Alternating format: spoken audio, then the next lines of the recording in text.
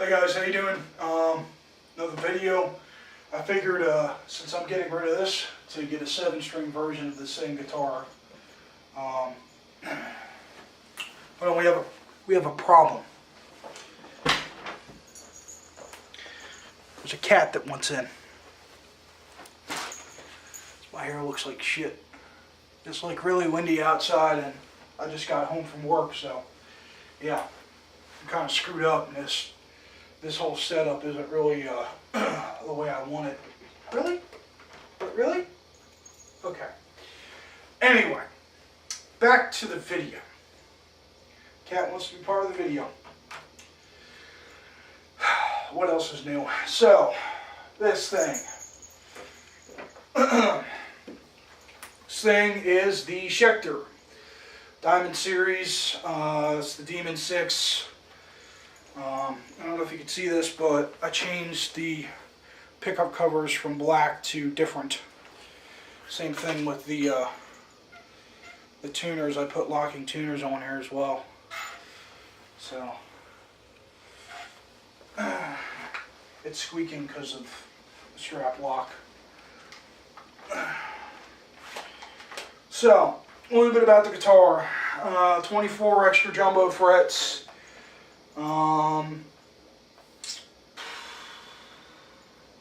Seymour Duncan Blackouts, 3-way toggle, volume, tone.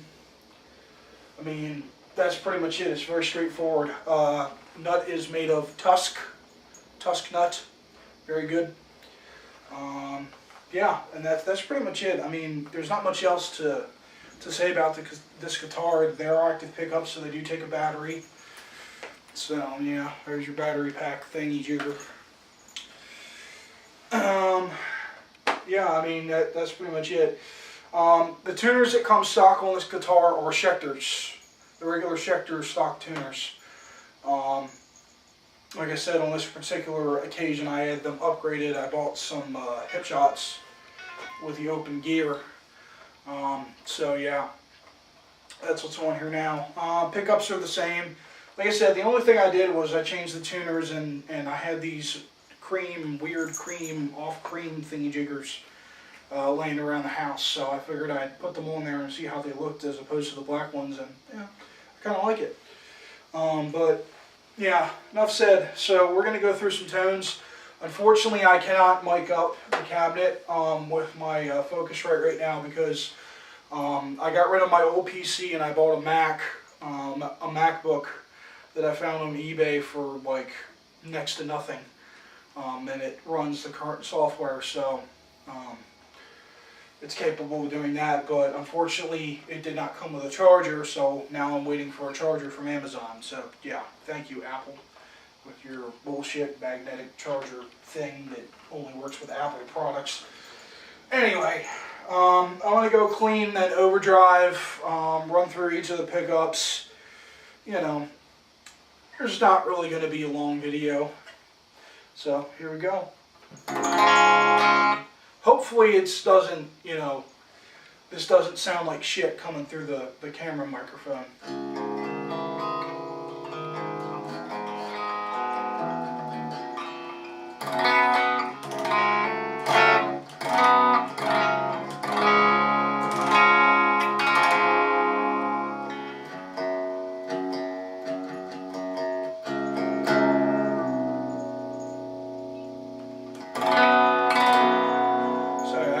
This in drop B, which is where it's supposed to be.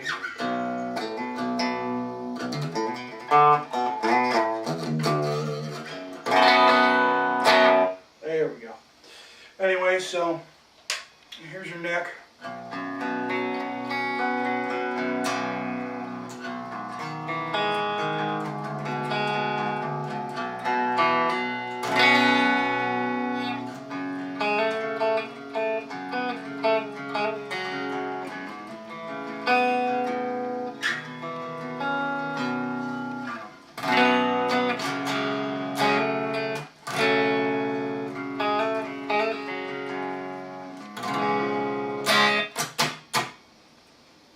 The middle position is both pickups, so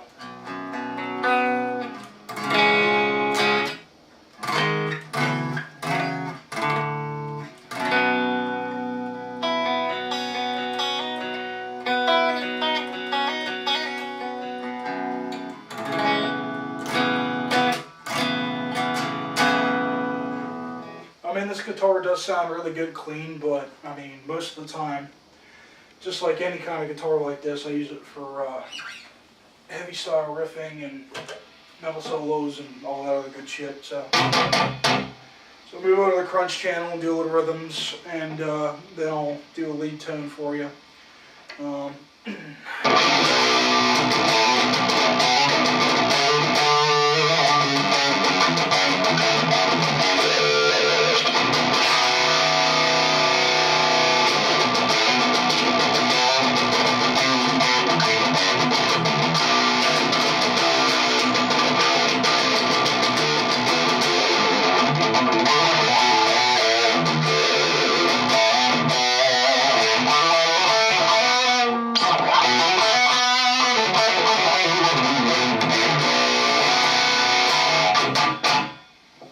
Sorry, my hand's been acting up a little bit lately.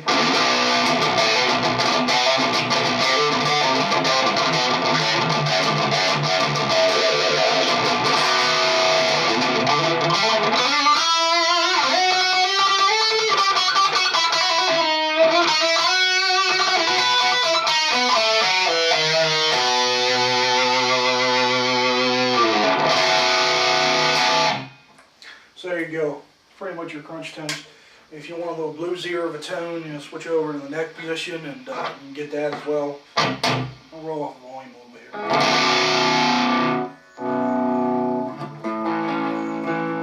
here. These pickups clean up actually fairly well compared to the EMGs that I used before. The 81 and the 85 tend to be, I don't know what it is about those, but for some reason these pickups are just good for, they sound more natural. I don't know how they did that, but it just, maybe it's the guitar, maybe it's just the way the pickups interact with the wood and the electronics. But for some reason, as soon as I picked this guitar up and played it at Guitar Center, I was like, okay, well, wait a minute. I'm just not used to active pickup sounding the way these do. It's almost like an active passive hybrid, the way they sound.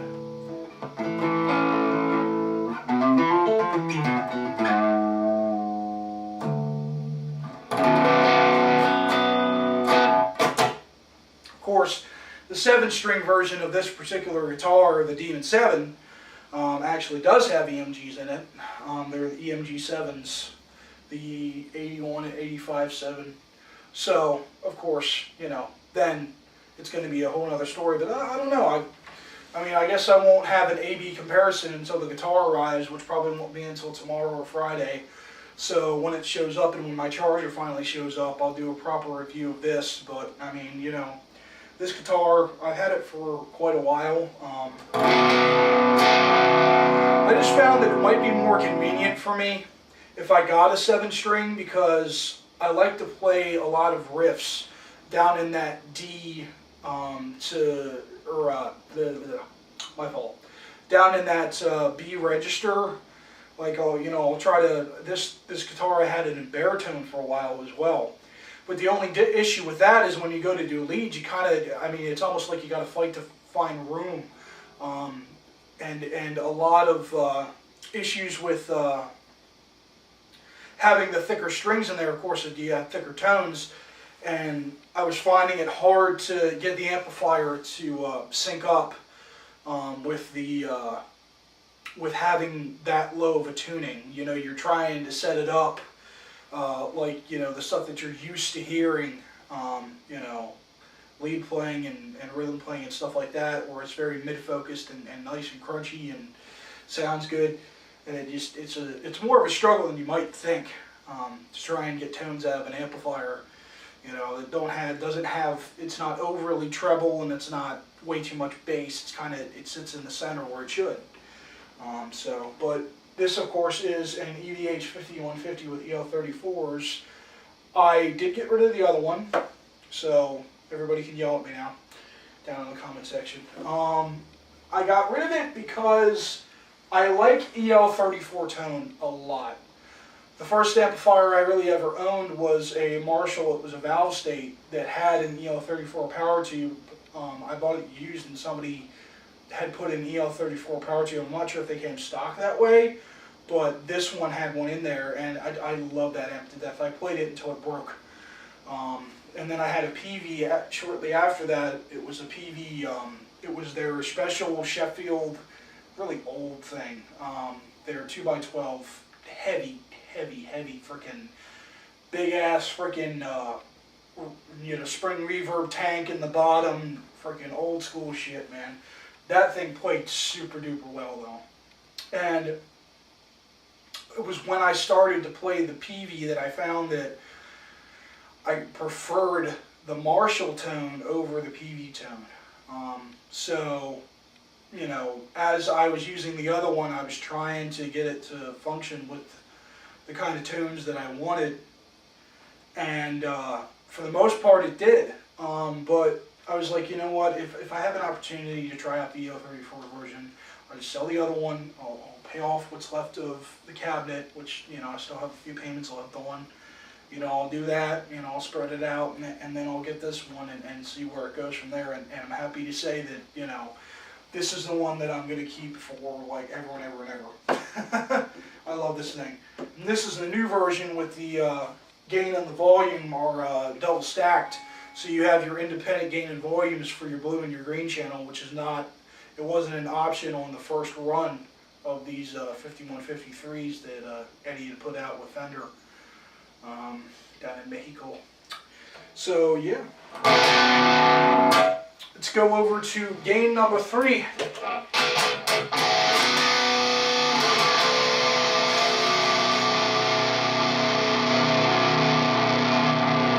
I have a Sky Surfer and a flashback delay running through the effects loop, so I'm going to kick that in now and play some stuff.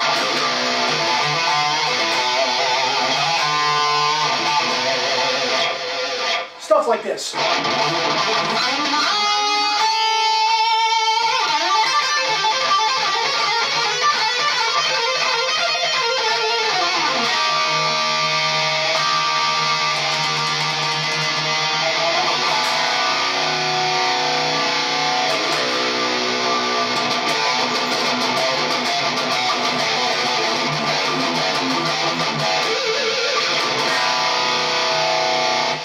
As you can see, harmonics are really easy to get out of this thing.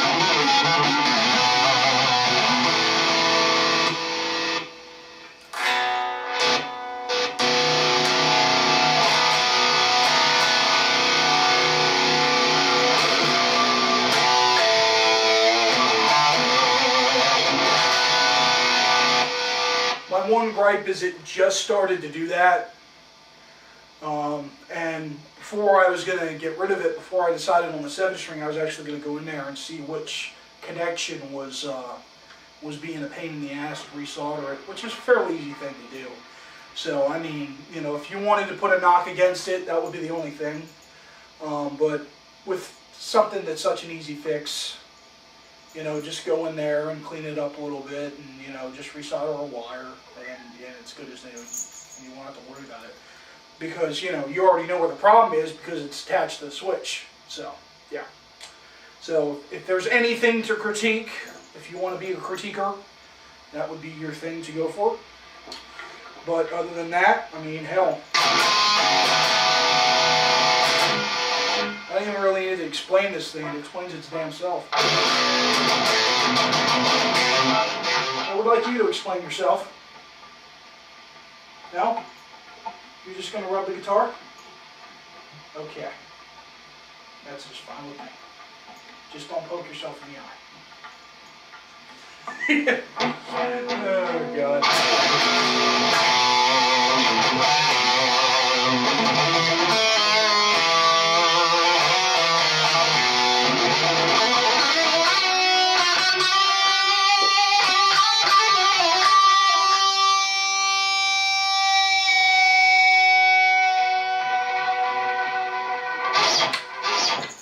So, that is it. And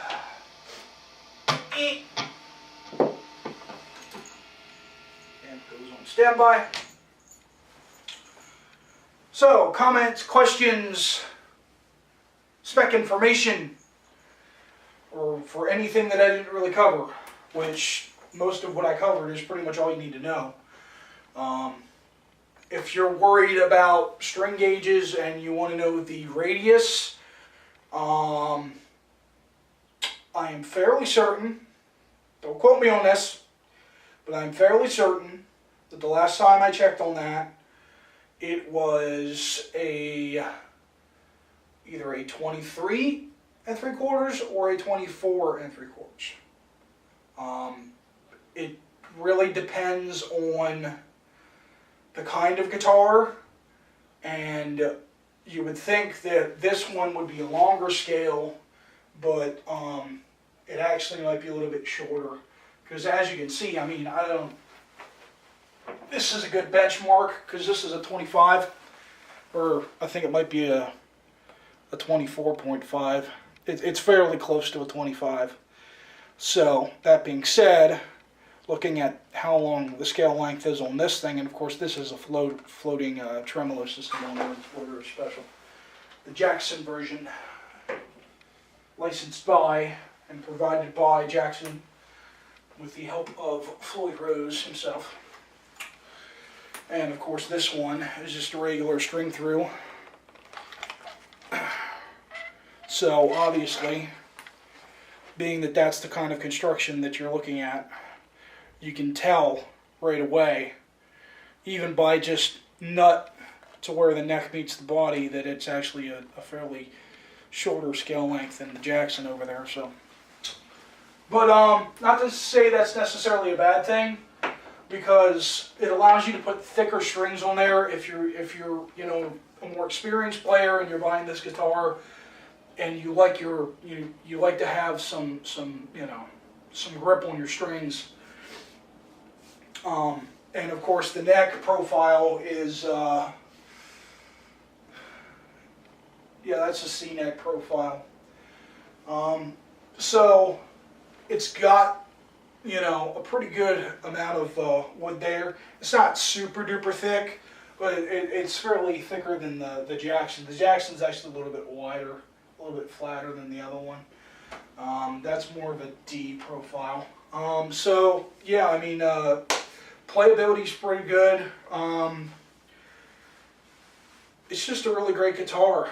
I am parting ways with it to get a 7-string, pretty much only out of necessity for the kind of music that I like to play, and the direction that the band that I'm trying to get together with is going to be going. I got in contact with an old friend from high school, finally, after trying for a couple months to see if we can get the project back together and get some new guys that, you know, our original guitar player ended up in prison and ended up getting nailed for, you know, drug possession charges for marijuana and all kinds of other stuff. So yeah, that kind of fell through right when it got, you know, started. It hit the ground hard. So, and it's been quite quite a couple years since I've been able to put anything together. I've been focusing on myself and getting my shit together. But yeah, anyway, comment if you need any information, or if you just want to say hey. I'll respond to the best of my ability. And any questions, anything, be sure to hit that like button if you enjoyed this video and its informative content. And the cat, of course, the cat's always awesome. I'm starting to call her the metal cat because every time I do a video she wants to be in the room. She'll scratch at the door until I let her in, which gets annoying as hell, so yeah. But yeah, anyway, like this video if you want to see more, subscribe if you want to subscribe, and all that other YouTube shit. So yeah, that's pretty much it. Peace out, and I'll see you guys next time.